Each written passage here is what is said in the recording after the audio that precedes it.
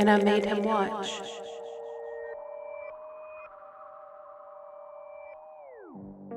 Hello and welcome to And I Made Him Watch, the podcast where I make my husband watch weird movies and we discuss how weird things really got.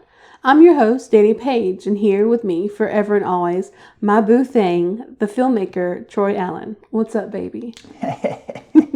What's cracking? Don't do that. Don't do that? No. Oh, come on now. Why cracking? I don't know. It's like, I don't know, like 20 years ago, but... I think it's more like 30 years ago. Probably. Cracken's like 80s, isn't it? Like late 80s, early 90s with Kraken. I don't know, because I remember saying what's cracking when I was a kid, and I mean, I'm only 35, so it wasn't that long ago. So like 30 years ago when you were a kid? Sure. So I made you watch 1980's The Changeling, which is probably one of the better movies we've watched so far, in my personal opinion. Although maybe a little boring compared to the other movies we've watched. I think boring is, I don't know, it's kind of a strong word, because I enjoyed it. Okay. Although, and I know that you had seen it, twice already? Yeah. So when we were watching it together, someone couldn't stop falling asleep. So I think boring is maybe a you thing. Maybe a little bit. I think it is because I've watched it like twice, and it's a slow burn type of movie. I would say it takes a while to for things to get into it. Yeah. You know. Yeah, I can see that. So, our little synopsis: John loses his family. He then moves into this giant-ass Victorian house for some reason because this single white man does not need this much room. Anyways, guess what? It's haunted. Can you believe it? And honestly, it doesn't matter what happens in this movie because John takes it like a champ. Nothing phases this man. There may be some stuff about child abuse and loss of a child, but that's meh. Yeah, trigger warning. Yeah. Yeah. It's a little touchy, So, the story for the movie was written by composer Russell Hunter, an Illinois native-born, April 15th, 1929. He's accredited with 2 movies in his IMDb, The Changeling and this, I'm not going to pronounce this right, it's Odd Liantaquin. Both stories are very similar to each other. Both start with a tragic accident involving a car that kills the lead's wife and daughter. And then the widower is haunted by a child spirit. So almost the exact same story. But in The Changeling, John's a composer, and in the other movie, the guy's a doctor. Wow. Yeah. Quite the original theory, thoughts and stuff. So Hunter claimed that the inspiration for him writing The Changeling was based on his experience of living in a haunted house in Denver, Colorado. I also want to just point out that in the movie, the guy's name is John Russell. The guy who wrote the story's name is Russell Hunter. Wow. Yeah. In the 1960s, Hunter moved from New York City to Denver to be closer to his parents and to help them manage the Three Birches Lodge. While living in Denver, he rented a house near Cheesman Park. Not Cheesman Park, that's from the movie. Mm-hmm. Cheesman Park, imagine. It's Cheesman Park, not Cheesman Park. He was renting a house for only $200, which is like $1,958 in 2024. That inflation, man. Yeah.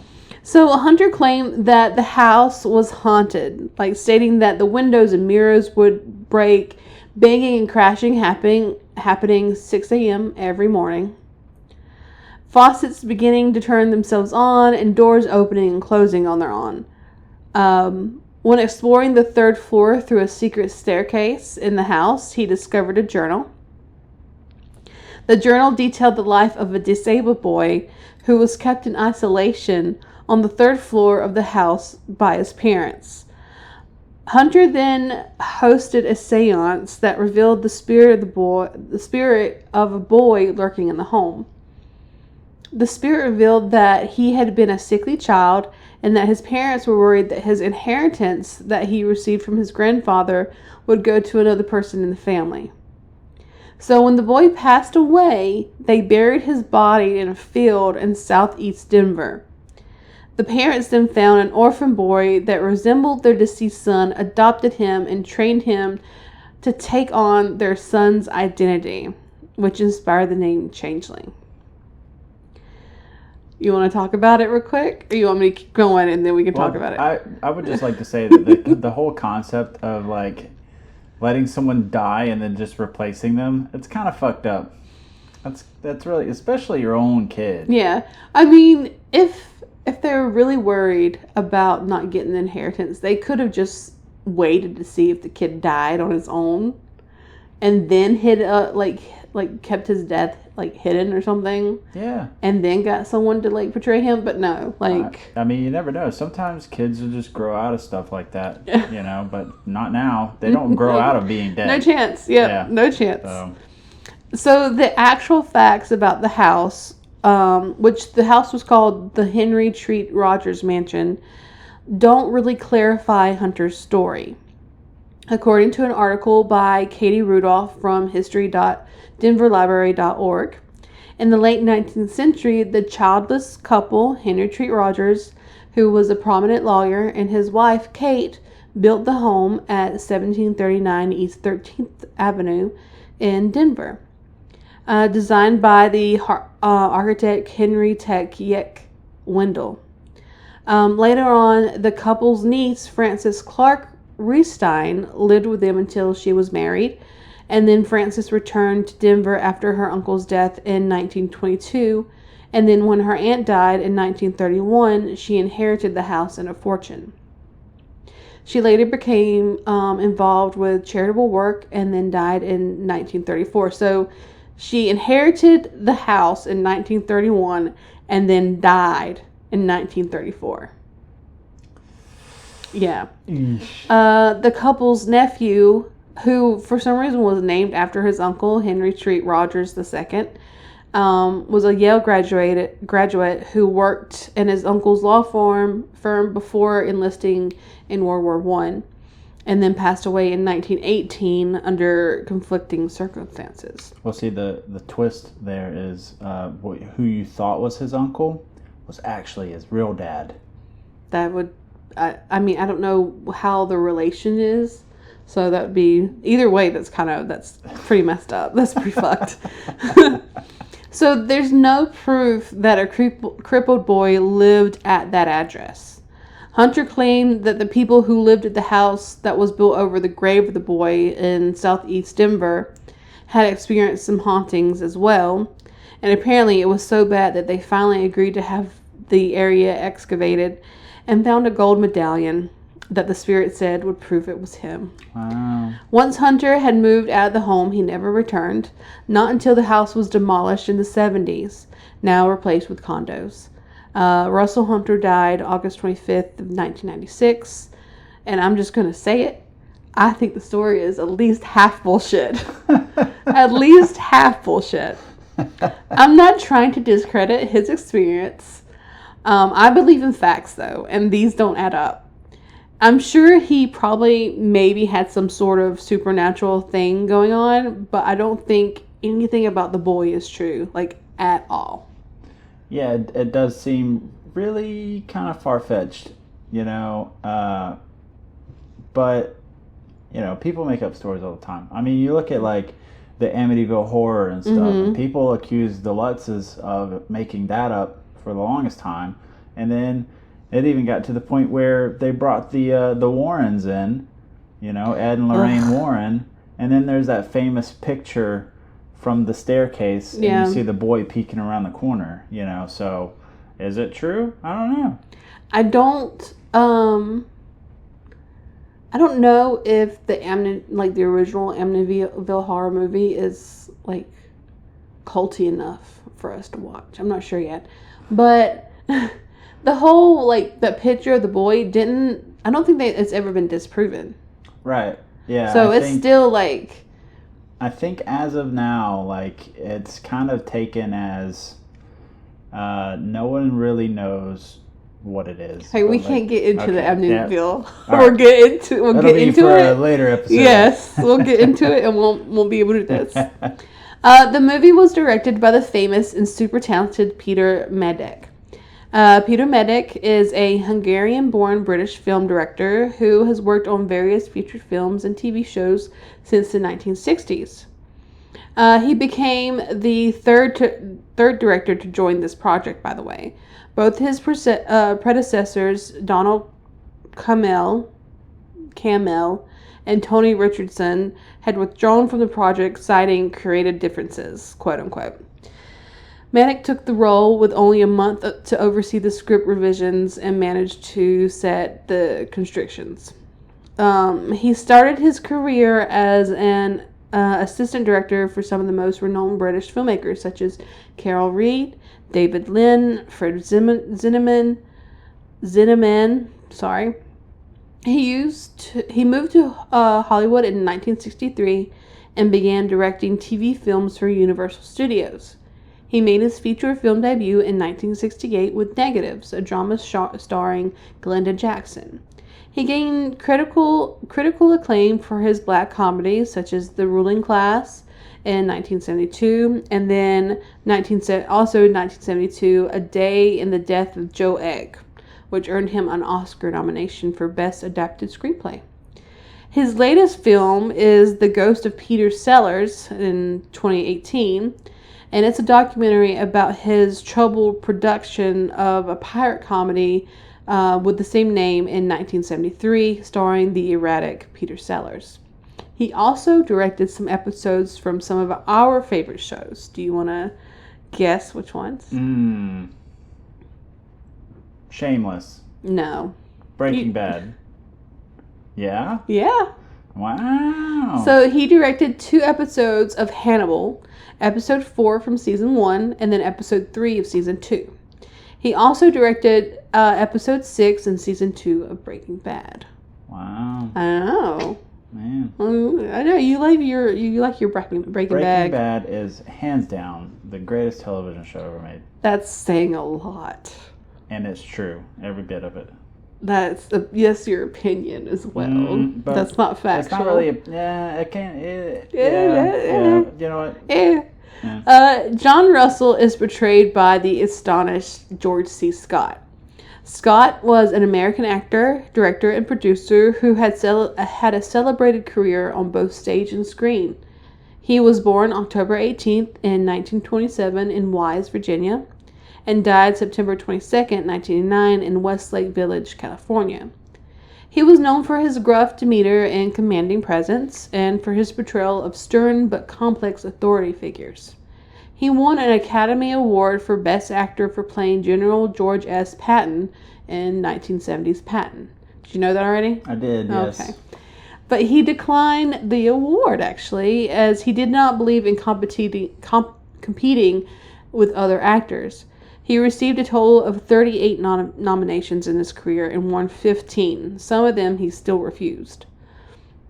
He also had a prominent stage career, earning 5 Tony nominations for his performance in plays such as The Andersonville Trial, Uncle Vanya, Death of a Salesman, and Inherit the Wind. He directed several of his own films and plays and often collaborated with his wives, Colleen Dewhurst and Trisha Van Der Rey. He also appeared in many TV shows and movies, winning 2 Primetime Emmy Awards for Hallmark Hall of Fame and then 12 Angry Men. He's widely regarded as one of the greatest actors of his generation. He was also in a film with Peter Sellers.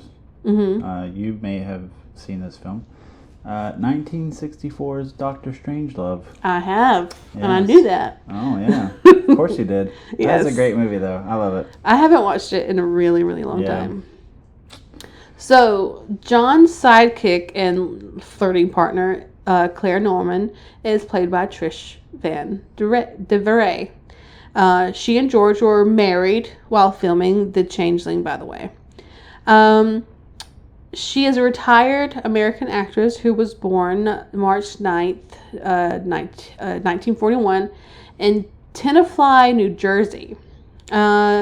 She started her career on a soap opera, One Life to Live, in 1968, and then later appeared in several films and TV shows, often co-starring with her husband, George C. Scott. She was nominated for a Golden Globe Award for One is a Lonely Number in 1972, and won a Genie Award for The Changeling. She also co-founded two theater companies, and they were called the Free Southern Theater and Poor People's Theater in the 1960s. She retired in the 90s after George's death. Yeah. So, going on, Melvin Douglas plays the imposter Joseph Carmichael. Douglas was an American actor who had a long and versatile career in film, stage, and television. He was born April 5th, 1901, in Macon, Georgia. What? That's in our neck of the woods. It is. That's really close to our neck of the woods. He was the son of a Jewish pianist and composer, Edward Gregory Halzenberg. Or Edward. I think it is Edward, because it's Edouard. Edward. That's close enough. Yeah. And then his mother was a Mayflower descendant named Linda Priscilla. Dang, represent. Or Lena Priscilla. His father and mother had preferred to hide his Jewish heritage from their son. I wonder why. Melvin did not know about his Jewish heritage until he was 14 when his aunts told him about it. But I mean, I couldn't imagine being like Jewish in like the 1900s in like Southeast Georgia. That's. Yeah, I mean. Yeah. Yeah. He dropped out of high school to pursue acting and made his Broadway debut in 1928. Douglas became a popular leading man in Hollywood in the 1930s, starring in romantic comedies, dramas, and horror films. He worked with some of the biggest stars in the era, such as Greta Garbo, Joan Crawford, and Boris Karloff. Oof. He also showed his talent for satire and black comedy in the films like The Old Dark House, Nino Chaka. Why do you look at it's Ninotchka, Nino Chaka. Yeah, no, that sounds good. Yeah, it was a weird name. It is. He served in the U.S. Army during World War II and returned to Broadway in the late 1940s. He won 2 Tony Awards for his performance in The Andersonville Trial and The Best Man. In the 1960s, Douglas reinvented himself as a character actor and won critical acclaim and awards for his role as older, complex, and often flawed men. He won 2 Academy Awards for Best Supporting Actor for HUD and Being There, and was nominated for Best Actor for I Never Sang for My Father. He also won 2 Emmy Awards for his work on television, including the remake of 12 Angry Men, and was one of the few actors to win a Triple Crown for acting. So that's an Oscar, Tony, and an Emmy. He continued to act until his death on August 4th, 1981, at the age of 80. Yeah. So he had a really intense... Yeah, it's Triple Crown. That's kind of hard to pull off. Oh, yeah. And he literally, like, he was working until, like, he was dead. Because he was in The Changeling in 1980, and then I think he was also in one more movie in 1981. It came out in 1981. So, yeah, he was in there. Yeah. Yes. The budget for the movie was $6.6 million, which was raised by selling $25,000 worth of shares to about 260 investors. They made a profit of $9,229 off their shares after the movie was released. And the movie made around $5.6 million at the box office. Eesh. Yeah. There's also another statistic. It's on Wikipedia though, and it says 12. Mm-hmm. But I got the 5.6 from an article from like a book or something. I can't remember the name of it, so I went with that one instead of the 12. Yeah. The Changeling is primarily set in Seattle, but most of the scenes were actually filmed in various locations in British Columbia. Wow. Particularly in Vancouver and Victoria, as well as their surrounding areas. However, there are some exceptions to this. For instance, the movie starts with location shooting in New York City. Includes established shots of several iconic Seattle landmarks like SeaTac, University of Washington's Red Square, the Space Needle, the Rainier Tower, and Lacey V. Moreau Memorial Bridge.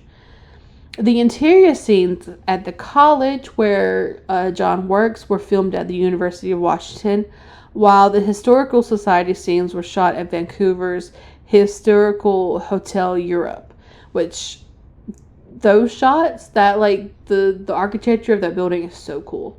Like the little walkout area they're talking in is very, very cool. Yeah.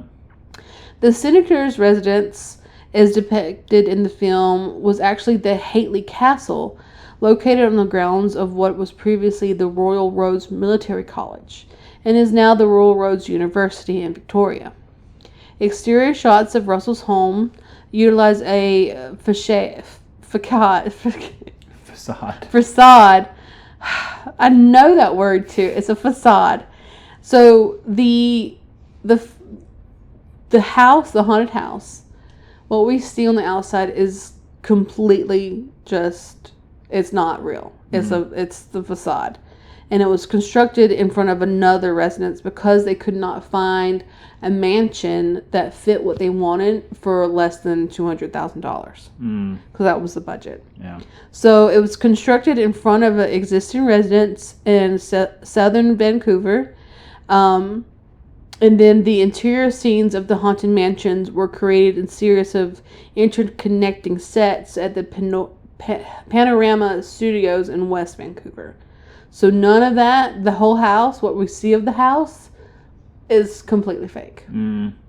Unfortunately. Well, it does kind of come off as feeling fake. Yeah. Like, it just doesn't feel like, I don't know, houses like architecture that you would see like turn of the 20th century right there. Like there's too many like sharp lines. You think so? You know what I mean? Yeah. So I mean, you're the interior designer. Well, it's very, like, some of it is Victorian, and then there's also furniture from like Louis the 15th, Louis the 16th type of thing going on.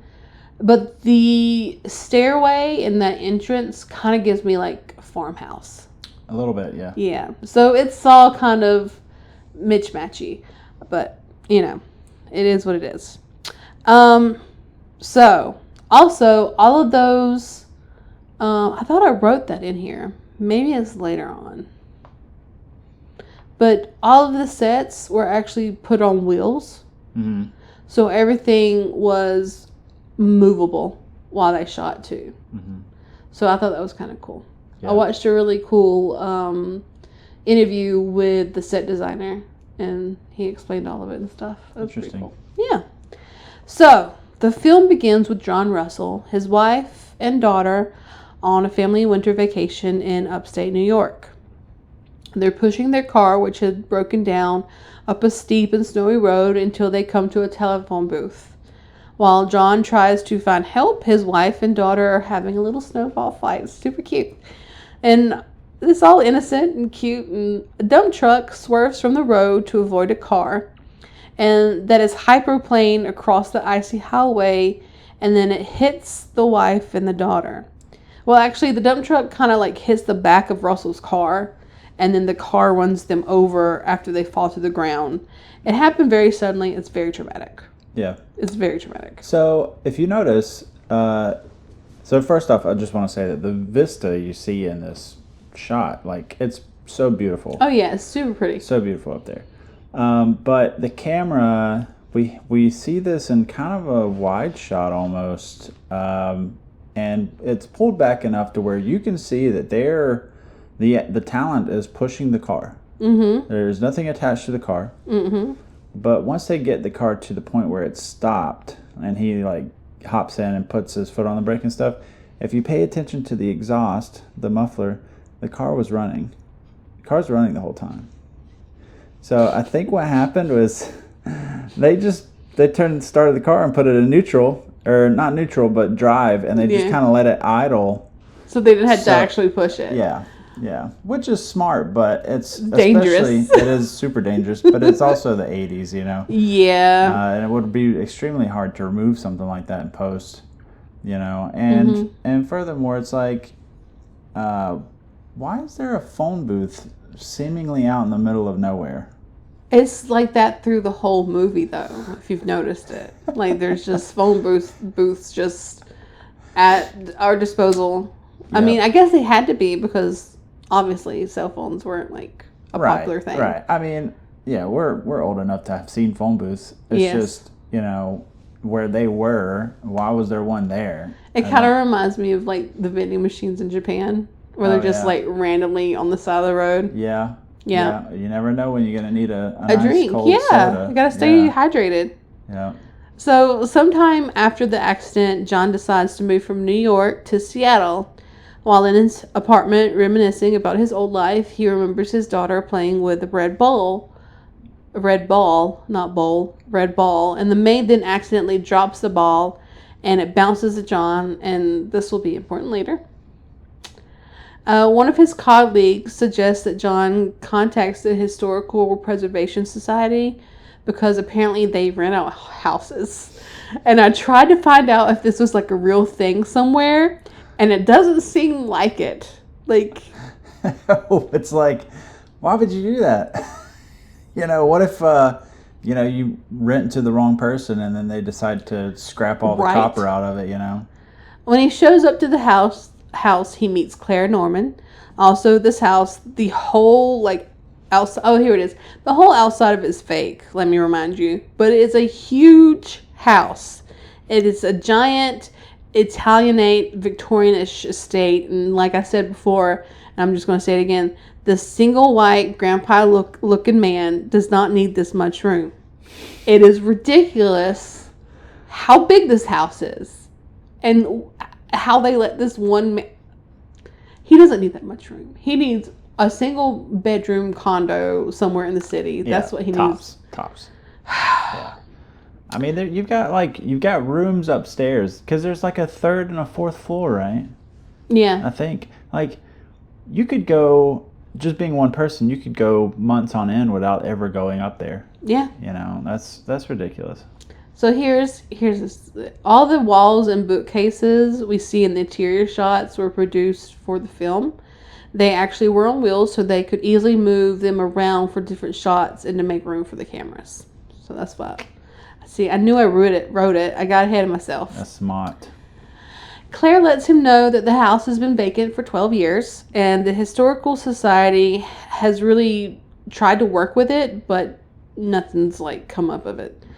Soon John is in there making music. We get our first glimpse of something supernatural when one evening John is playing the piano and is pulled away by one of the handyman.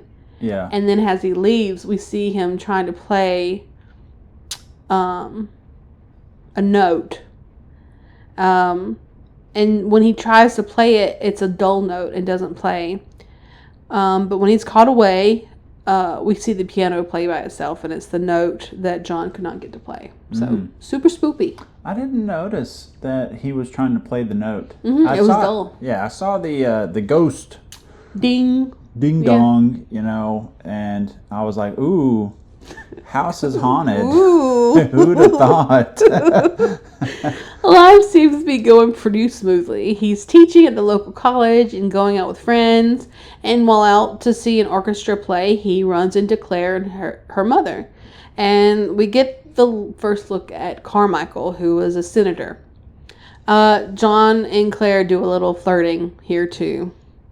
I'm not even sure if it's supposed to be flirting or if it's just like the effect of working with your spouse. Maybe. Yeah, I mean, it's okay. They're married. Yeah. It's okay. Yeah. I mean, it's not like they're cheating. No. You know? I mean, they are. They're acting. They're acting.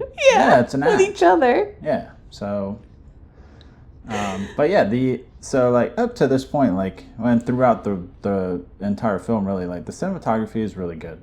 Yeah. Obviously, it's not like anything you'd see today, but in terms of like, early '80s, low production films, the lighting always felt very motivated, and a lot of the camera work is really good too. So I really enjoyed it. The next morning, John wakes up exactly at 6 a.m. to the sound of pounding. It's like a steel drum type of sound, and there's this sad moaning going on too, and he just seems to like accept it.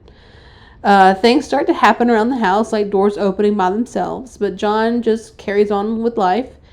He starts to record his composing and listen to them in his free time, and Claire stops by and drops off a painting and some prints that were in the house before.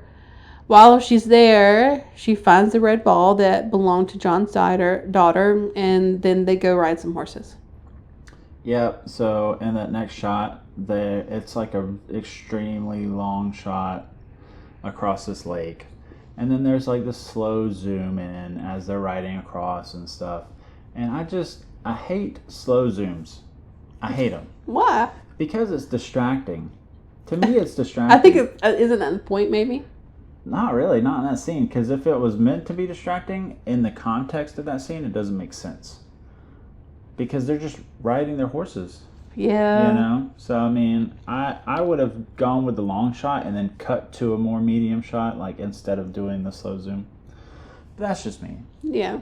That's the whole point of art, It's subjective. The 6 a.m. pounding continues. This time, John has the handyman check the pipes and try to find the source of the pounding. The handyman just blames the furnace and the house being old. That night, after rehearsing a piece with some fellow composers, John begins to hear moaning and laughter.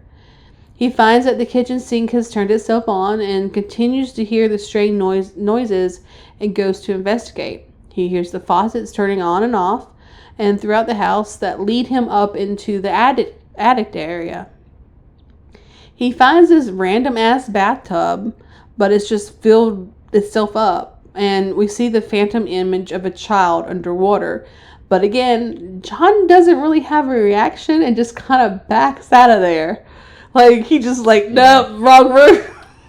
My bad. And just like, Yeah, he gets baited up there, and then it's like, hey, I'm bathing in here. At first, I thought it was his daughter. Yeah. I thought he was envisioning his daughter, but obviously, that's not the case. No. His daughter didn't drown. I know. Yeah. I know. Yeah. While visiting Claire at the Historical Preservation Office, it is revealed that she had rushed the paperwork for the house. And it's Mimi who's the narc here. And John is told that no one should have rented that house, and the house is unfit to live in. There's no one has been able to live in it before, and confirming John's hunch that there's been trouble. Later, while leaving the house, a window breaks and John discovers red glass on the driveway. He studies the house and sees only one window with red glass that seems to be from the attic. After searching for the window and not being able to find it, John finds a hidden door that has been blocked by a makeshift closet. The door is locked by a padlock, and he begins to hit it with a hammer. And as he's doing this, the bang that he's been hearing in the mornings, it like starts up while he's hitting the hammer.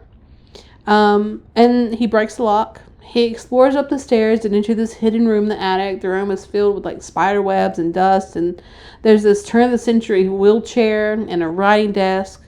And this is where he finds a journal. It's written CSB, January 1909, And he kind of ignores it and puts it back down. And then he finds the music box and starts playing it. And the melody from the music box is the same that John has been composing himself. John shows Claire the music box and it plays his recording, and the melody is the same. And John's starting to put two to two together now, and he thinks something is trying to reach out to him. Claire's like, I want to see it. So, doing the white person thing, they go back up to this creepy secret hidden room and check it out. Also, when Claire picks up the journal, she reads the front as CBS January 4th, 1909. So there's a little goof there because the 4th didn't exist in the original shot of the journal. I didn't notice that. Yep, it's the little things. Yeah. So John and Claire start to get nosy and start looking for answers.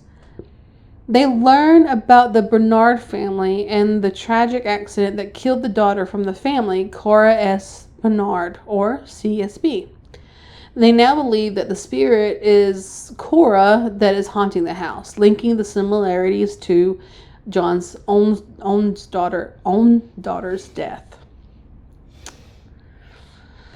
Yeah, so, well, to go back to the attic scene, like, first off, I don't think the Historical Society would necessarily agree with you destroying the closet and stuff like that. Like, I think that's probably against the... I don't think that's in his lease, yeah. I don't know.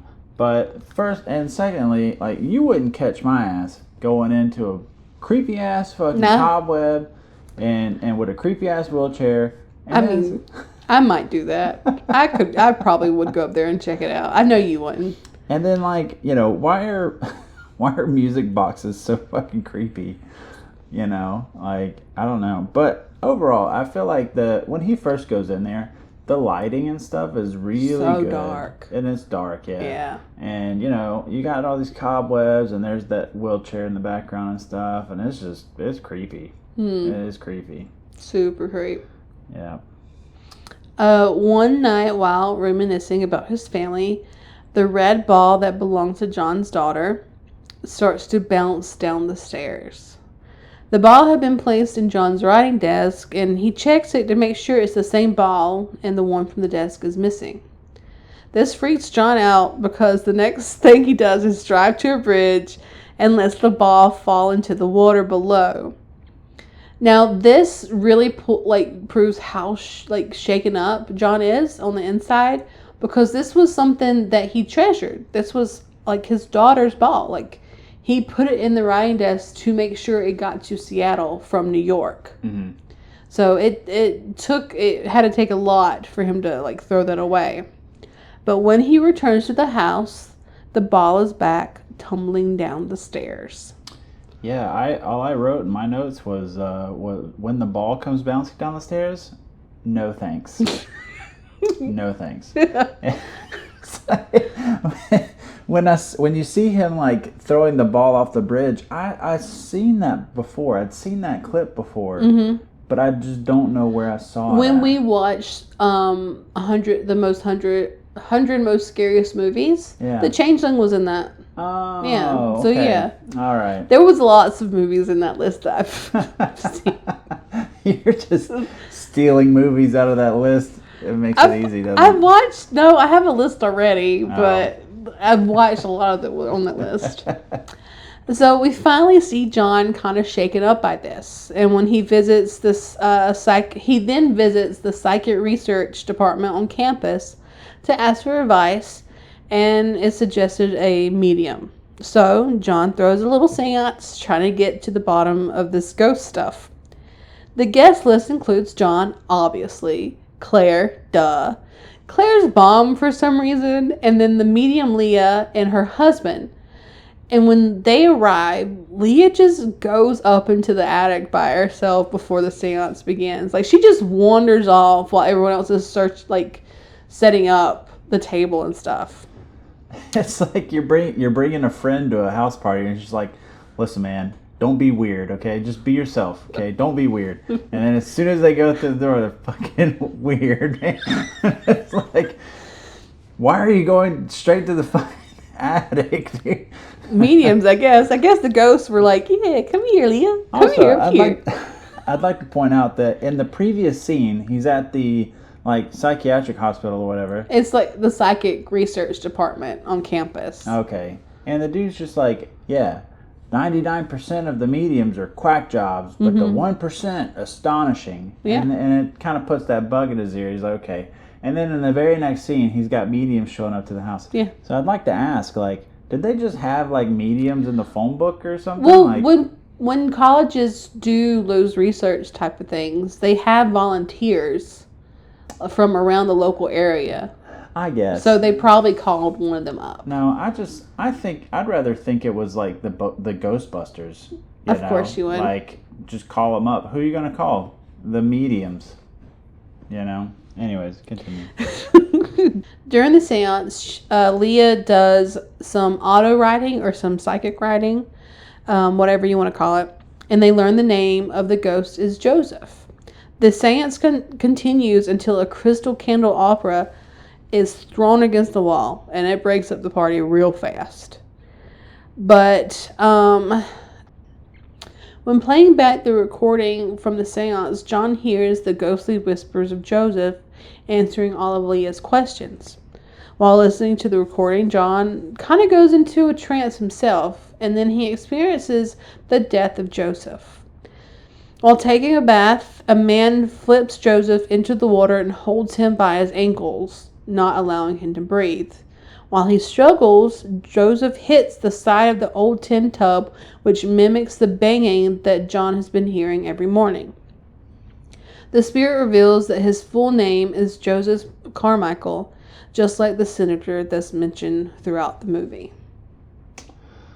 Creepy. Yeah. Creepy. Also, there was this handheld shot. So during the seance scene, we get this handheld shot. It's like a POV of the ghost. The ghost coming down the stairs and stuff. And I thought it was super powerful. Like, it really gives you that sense of like mystery and suspense, you know? Yeah. And then, but Leah, she's over there scribbling like you took your kid to TGI Fridays and she's scribbling on the, you know, they put the paper tablecloth down, you know? And then when the glass flew, like, I was not expecting that. It kind of, I was like, holy fuck. Oh, it is scary. It was crazy. It's crazy. After learning all this, John calls Claire over right before he passes out. When Claire shows up, she tells him about the orphanage Sacred Heart that has been closed for many years. Because when John went into his trance, he also began auto-writing and wrote down a lot more clearer than Leah did, might I add. Then we get this one shot that really makes me jump every time. And it made me jump the second time I watched it. Even on the second watch, and I knew it was coming, a distraught and weepy Claire goes to stand away from John and she ends up at the bottom of the stairs, and then she looks up to see the old wheelchair at the landing, and it's just so eerie. Like, it's like not impossible. I think it's the idea of the chair had to go all the way from that secret room to the base of the stairs somehow without anyone hearing it, anything. And that's a lot of stairs. Yeah. And it's just, I don't know. It gives me chills every time. Well, it really adds to the fact that it's, you know, a ghostly apparition, you know. It's almost like it's Joseph sitting in the chair watching them. Yeah, that's exactly how you're supposed to feel. Oh, I hate it. Well, so when Claire comes around the corner and because she's mid like cry, and ugly cry, and like, then comes around and just stoic statue, just staring at the landing, but it's one of those things where the viewer is left in suspense because you can't see what she sees, and it's meant to keep you on edge like that. And it was really well done. I wrote, that shot of the wheelchair at the top of the stairs was good. Really sends shivers down your spine. Oh yeah, every time I watch, like, when I was in here yesterday watching the movie again and doing the script, I jumped back like, ugh. And I knew it was coming. John starts to snoop around the Senator Carmichael. Also, turns out Minnie from the Historical Preservation Society is a little snitch. She calls the senator and lets him know that John and Claire are nosing around about the family. John and Claire put it together that Joseph's father, Richard, murdered him because he was a sickly and crippled child and afraid that the boy would die before he was 21 when he was set to inherit a fortune from his grandfather. After murdering Joseph under the guise that he was taking his son to Switzerland for treatment, Richard then adopts and replaces him and sends that one to Switzerland until he's 18. Boy. I honestly did not see that coming. It was definitely a twist. Mm-hmm. And I'm kind of glad it happened. Also, I'd like to, and this is just for Minnie, snitches get stitches. Yes, okay? They do. And John still got shooters out here. Yes, he does. Okay, so she better watch out. Watch out. They find out that there was a Carmichael ranch, and John has the hunch that this is where Joseph's body was discarded. When visiting the property and telling the owner of the story of Joseph, Mrs. Gray tells them that the same night at the seance, her daughter saw a boy trying to crawl up from the floor. Mrs. Gray tells John that she will have to think about allowing him to excavate and will try and find the remains of Joseph. That night, after another scare, Mrs. Gray allows them to unearth the well, and John gets down there and starts digging, man, and until he finds a skeleton. And then the cops get involved, and John kind of lies about knowing who the skeleton belongs to. Also, John does a little B&E at the Grays after everyone leaves, wanting to get back down the hole and see what he can find. And he doesn't find anything and is about to leave when a gold medallion unearths itself. And this is kind of that like reverse type. Yeah. Because there clearly was something dragging, but it's reversed. And it doesn't seem to bother him. He just kind of like, he kind of like raises his brows like, yeah, all right, let me pick this up. Yeah, it's like, well, what the hell else are you expecting? You know, and you know, when you find a skeleton at the bottom of the well, like, why does that surprise you? Like, that's where they sleep. That's their bed. Like, it's not like you see skeletons flying through the air and stuff. Okay. Anyways. I really think the medallion, like, hid itself from the police, because the police went down there and got the rest of the skeleton. Like, when John's down there digging around, he finds one hand, man, and is like, all right, let me get out of here. Yeah. But they couldn't find the medallion. No, but we do see later on that the police are actually not on John's side. Yeah, well, tell me something that's new.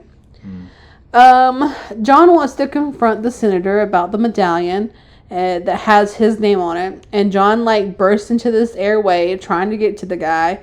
Man, they really let white men do anything they wanted in the 80s. Yeah, there was like zero effort to try to stop him. He just drove right up to the plane, like, oh, hey, what's... obviously they got to him and pulled him away. Yeah. But there was like hardly any security for this old white guy. Yeah. Yeah. All right, so being a little freak out, Senator Carmichael calls his buddy DeWitt, the police captain, and has him check John out. DeWitt tries to intimidate John and demands that he give him the medallion that he found. And John denies that he has it, and he kind of like threatens with a warrant. And John's like, I'll be here. Like, yeah, roll up, dude. Yes. Yeah. Claire shows up and lets John know that his lease has been canceled and that she's been fired. And after Claire leaves, John has a vision of DeWitt dying in a car crash.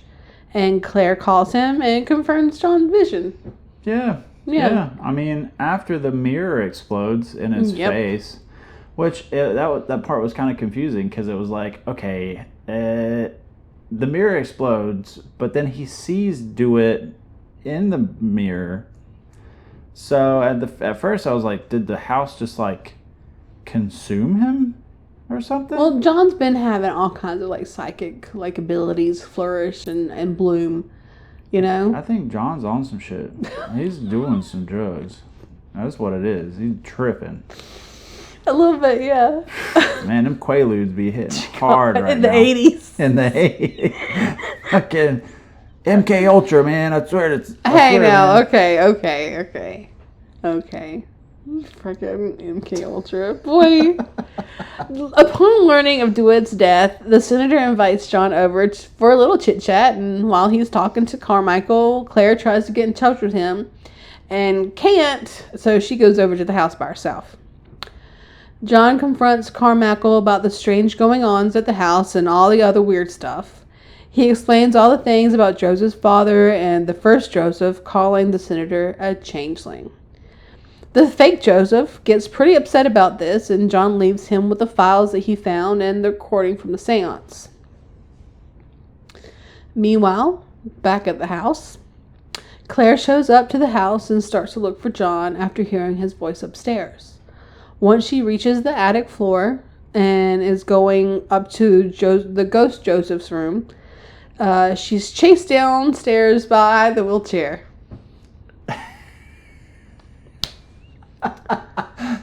So on my bingo card of shit that was going to happen in this movie, I did not have Claire gets chased down the stairs by a fucking wheelchair. Okay? Did not have that on there. So the idea of being chased by a wheelchair isn't very scary and doesn't seem like it would do a lot of damage to you. But I guess knowing that the house is haunted and like all the weird stuff happening, like I guess that's kind of creepy. Yeah, just like sit down in it. Just sit down in it. Or what's it gonna do now? Take control. Yeah, take control. Take control of your own destiny. Okay. John arrives and finds a distraught Claire, and the house begins to shake and rattle. John goes back inside to the house and is met with a great wind that tries to blow him out of the house. And John struggles and makes it upstairs to confront Joseph again, but falls from the second floor. And the house begins to set itself on fire. Back to the senator. He's obsessing over these identical metals. And he's like shaking and like foaming at the mouth pretty much. And his room starts to shake. And I guess he dies from being shaken too much. Because back at the house, John witnesses an apparition of the fake Joseph going up the stairs into the flames. But then it also goes back to fake Joseph. Then has a vision of his father murdering OG Joseph. Causing him to have a heart attack.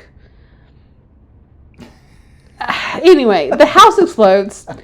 John and Claire return to the senator's house, only to witness his body being put into an ambulance. The house burns only a few streets away. The next morning, the house is pretty much burnt to the ground, and Joseph's wheelchair and the music box are the only things left standing.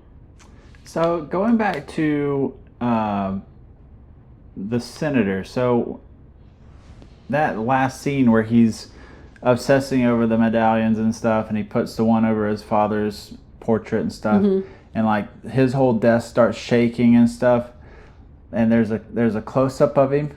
You know what I'm talking about? He's just shaking. I was like, yo, this dude's beating it. This dude's having a total like tug fest, and it was so bad. I was like, bro, this is the worst time to have a close-up.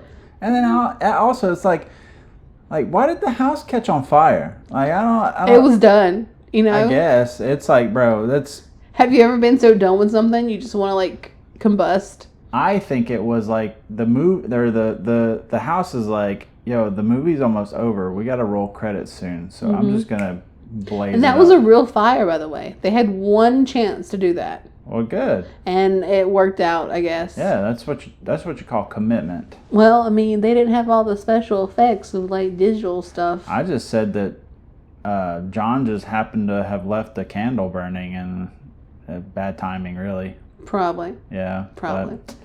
Maybe Joseph started a fire up there or something. That's what it was. He was playing with matches. It was a friction fire. For the wheels of the wheelchair? No, from Burning. Senator Joseph up there wanking it. He wasn't in the house. Oh my God. Talking about sparks He flying. was. Oh my God. Man, Please. that was pretty wild. Yeah, it was. It's a wild show. Yeah. Oh. Mm-hmm. So now that we've moved on from Fulci's Gates of Hell and into this, how do they compare from what we've been watching? I would say that the production value of this movie felt better. It felt higher. It was a higher quality movie. Yeah. Yeah. And like I said earlier, it's still a bit boring. It's a slow burn. Yeah. And I think compared to the last few movies we watched that are much more campy. Yeah. Much more dramatic. It kind of falls short a little bit. It's still a good movie. Yeah, it's not bad. I mean, the story is good. I would say the ending kind of falls flat. But I feel like it does fit the bill of being a B movie. So, what a B movie typically is back in the day when they had double features at movie theaters, the B movie was the movie that came after the feature. So, it's the movie that may not have been as, marketed. Popular. Yeah. Yes. So, I do feel like it's a movie that you would have seen. It's not the movie you came for, it's the movie you stayed for. Right. Yes. Right. So I feel like I would not have gone to the theaters to see this in particular. I would have just... A lot of people didn't go to the theaters. Considering it didn't make its cost back, its budget back. So nope. But yeah, I mean, it wasn't a bad film. Compared to House by the Cemetery or The Beyond or something like that. It definitely felt like a more put together movie altogether. Yes. It was much more prepared. Although I think they only filmed for 4 months or something like that. Okay. Well, I mean, a typical shooting schedule, you're looking at anywhere from depending on how big of a film it is, you could be shooting anywhere from 60 to 90 days. Well, I think it's also different with the time, Yes. Yeah. So what would you rate it? I would probably give this one a 6 out of 10. 6? Yeah. Interesting. I think I gave it a 5. Okay. All right. Yeah. Yeah. Because it wasn't horrible. Yeah. No, it wasn't bad. It was a little vanilla for my taste. Yeah, because I think the runtime is... it's long. It was longer, but it was an hour and a half. Yeah, I mean, it is typical, but it seems long. Yeah, it was 90 minutes or so, but... Yeah, what did you think? It was okay. It was, like I said earlier, it is one of the better movies we've watched. It's just it's not as campy and overly dramatic and thrilling as I'd like. It's creepy. It's just mainstream. A little bit mainstream. Yeah. But yeah, thanks for watching it with me, though. Yeah, no problem. Thanks for making me watch. You're so welcome. Yeah. I know you like it when I make you watch. Absolutely. Okay. Well, I think that's it. About all we have time for today. Yep. So thank you for listening. Yes. To this episode of And I Made Him Watch. You can find this episode and all of our other episodes on Spotify and everywhere else that you get your podcasts. Yep. You can also find us at www.andimadehimwatch.com for a more centralized location for all of our socials as well as our podcast. Yep. So once again, thank you for listening. Be sure to subscribe and follow for more fantastic episodes, and we will catch you next time. Bye! Bye-bye. Thank you to all our loyal listeners for diving into the eerie world of And I Made Him Watch with your hosts, Dani Page and myself, Troy Allen. With Dani's love for all things spooky and my eye for technical details, we're here to bring you the ultimate fright fest. Our eerie soundtrack, courtesy of the spine-tingling Tory Wolf and Epidemic Sound, sets the perfect tone for our spine-chilling adventures. As we wrap up this bone-chilling episode, get ready for the next hair-raising installment of And I Made Him Watch, where Dani takes the reins, subjecting me to the horrors of humanoids of the deep. Lock your doors, dim the lights, and hold on to your seats for the spine-chilling ride ahead. Keep those popcorn bowls ready, and thanks for joining us on this fright-filled journey through the macabre.